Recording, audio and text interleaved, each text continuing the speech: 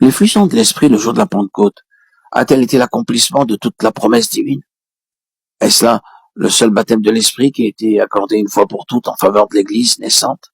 Ou bien l'effusion de l'Esprit sur les disciples dont parle le 4e chapitre des Actes, celle qui fut accordée aux Samaritains, Actes 8-15, aux païens dans la maison de Corneille, Actes 10-5, et aux 12 disciples à Éphèse, Actes 19-6, ne doivent-elles pas être considérées comme autant d'accomplissements de cette promesse?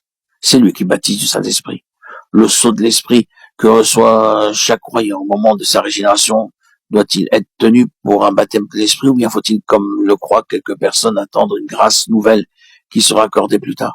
Cette grâce n'est-elle accordée qu'une seule fois, ou bien peut-elle être renouvelée plusieurs fois? Peu à peu, nous trouverons la solution de ces difficultés en continuant à étudier ce sujet dans la parole de Dieu. Mais il est important de ne pas s'arrêter dès le début à des points d'importance secondaires.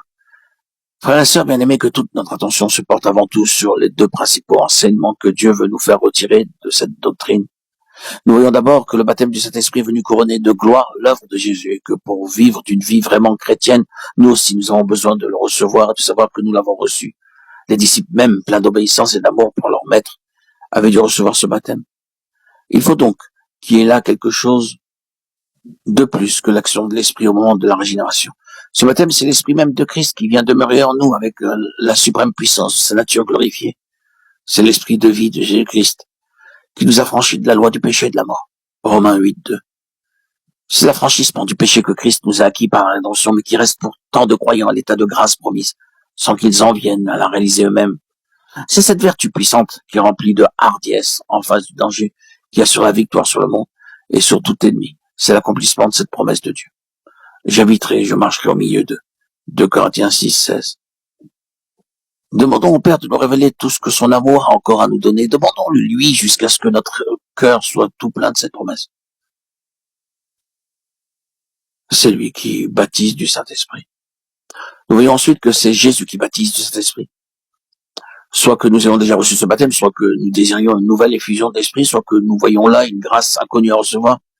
Tous, nous devons reconnaître que ce n'est qu'en communion avec Jésus que nous pouvons recevoir et conserver cette vie de l'esprit, la voir se renouveler en nous. Jésus a dit, qui croit en moi, des fleuves d'eau vive couleront de lui. Jean 7:38. Ce qu'il nous faut, c'est une foi vivante en la présence de Jésus en nous. Et alors certainement l'eau vive aura libre cours.